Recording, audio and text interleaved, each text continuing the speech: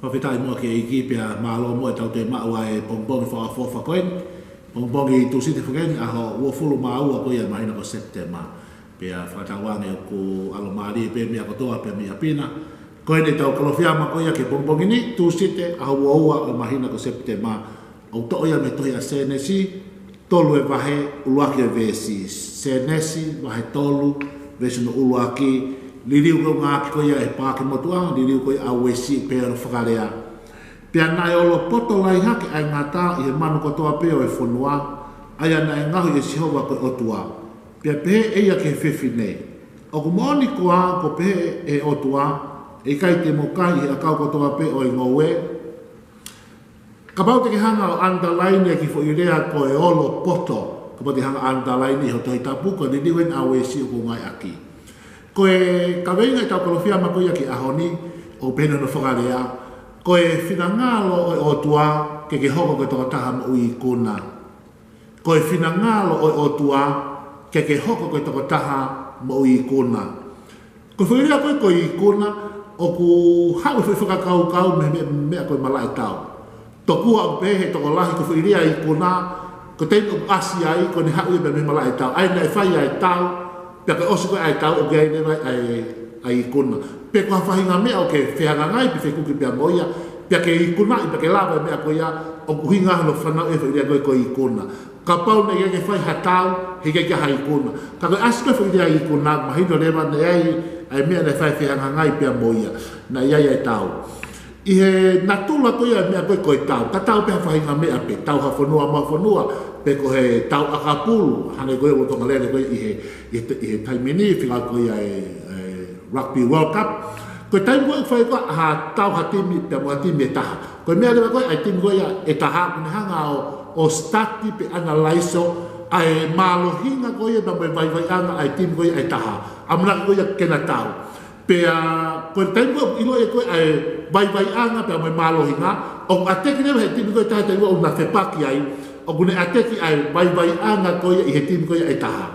He kono hinga ka pau lewa koe tau mua koe malohi, ko pau ke tau siofi e malohi nga ma vai anga, pa tau ngai ake lewa kono ateki he vai anga, kai lawa ke tau malohi ai.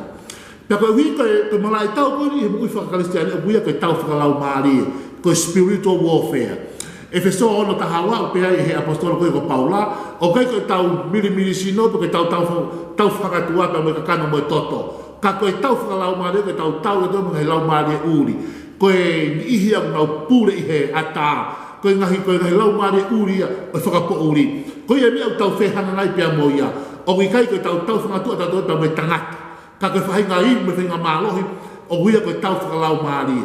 Pia ka pau lima koe tau whetaulang pia mo i tevolo mo se tani mo hei lau maare uri, koe tau whakalau maare. O mauinga au pito koe tau hanga o stati pe analaiso, a tekniki koe ngā koe he tevolo.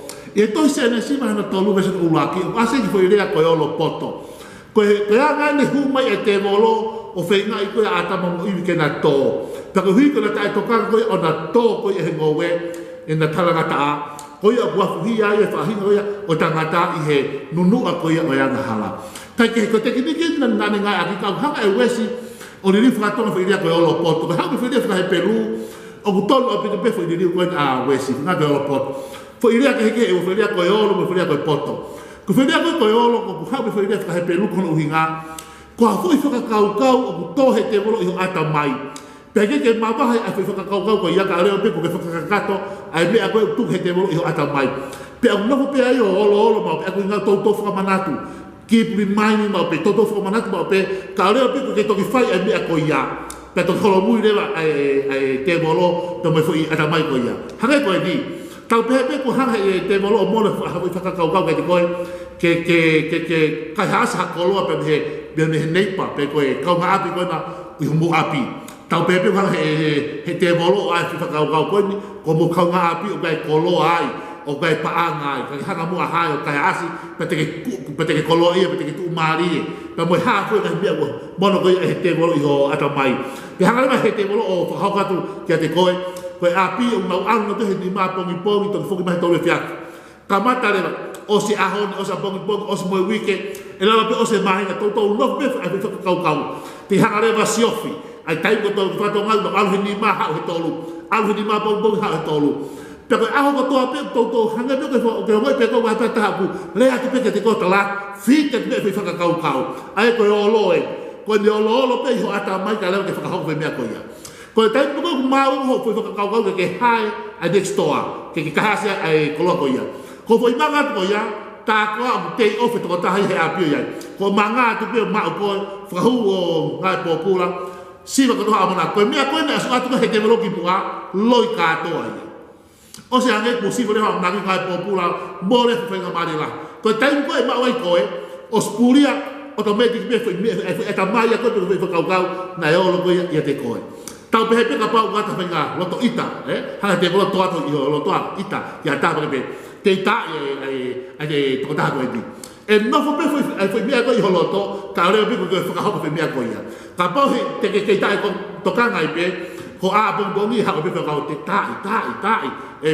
fai pe pe ko pe kia hangena o tap ke dia ya ta he lo tu mo sia si mo ki grupo o ka pe family fai bo ai fai do hino ye le ba le ai ha ko e to no fo pe fo ka ya ko ni ko lo ko ne lo pe no fo pe ka ko foi manga me ta ai ke ga po pulo pe ke ko i ko ki fale mahaki pe ka me ko yo mo i kai ke hoka foi me ta fa ta mo me ko na tu e te bolo ko foi yo lo ka to ko foi lo ka ko foi ata mai ko fina tu ngalo to ka te bolo hanga sit ko te ka ka o ne hanga no foi yo to ata me no fa ka pe kai ke fo ka le ko fa ka to ya o ka pa ke te ke ilo no fo no te ke ko ki tua ta ko ne lo pe ko si ala ko ya ata mo i hu mo pe ko ai ngata ke i o lo pe ko na popo ta la no pe ala to fe ha ai ko e olo pe fa kau o loi o ke mo nia o ne silo ka ako te mo kai te mo a mo da hange ko o tua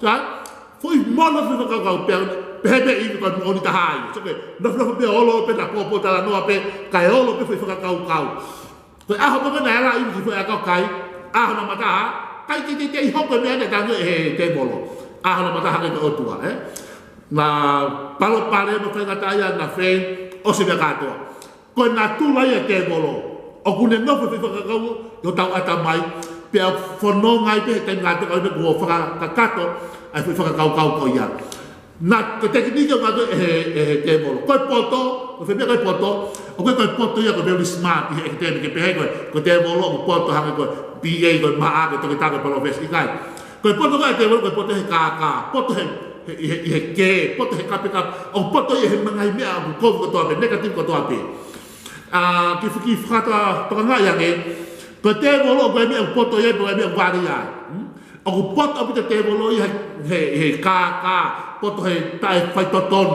poto ya he kape poto he ke o ku vara bi te bolo he de moni vara bi te bolo he ngaton mo fai to ma no ni vara bi te bolo he ofa ko fa mo le vara bi te o gaya me o poto te bolo me ta me o poto te bolo ya ia ko ko to ape o ku vale bi te bolo ia me to le positive de fa fa ngai ke di no fa ape o te ta me ko fast ko na fa na ko ve to no o te ai me na o ke vale ta ia pepe covid pepe fu me ha ve na ide to kape me kape ake ki fa to ngai ia ko te bolo ku poto ia covid o ku vale ia le o toton ko mo ui o no ke poto ko hele nei vale a puto ko he covid ka pa o kape ta pe fa mo le mo ka ke poto he kape o ko poto au he anga fa o tua al ke ta pe na he eki ko fe no mata ke mo fu ta ke fa mo le mo ko vale au he fu o ko poto he ko fa le lei poto he o fa vale he ya poto he fa mo le vale ko he ta fa ki negativi ko ya me ko ya o fe mau ke tau poto he me fa o tua ka tau wa ta pa ko te bolo ko tekniki ko ha ke o poto e no fo pe fa ka ye te ko ka le ko fa ka ko le o ko ye te to ye fa ta tai te ke ilo ai ko fa ka me te bolo ka pusi ho fa si su fe mau ke va hinga me ko ko to ape va ka ke fe mau ke poto ta ko e me a fa o tua pe te mono ia pe te ho hala ka ta puaki ko te ilo tekniki te bolo pe fa paki te ho ko le ko te ta mo i kuna poto he mo fa o tua ma oni anga tonu ka ke vale ko he ka mea ko ko to ape mo fe ke ye te bolo pe te hoko lewa ka tāpuaki te o moi whakarisani. Tamaki ulote ki a whiona, e tāpakina eki tala taha katoa pepe ke langi ia pe hua wha. Ia sisukla esko alo pe mo whakamoa ui. Amen.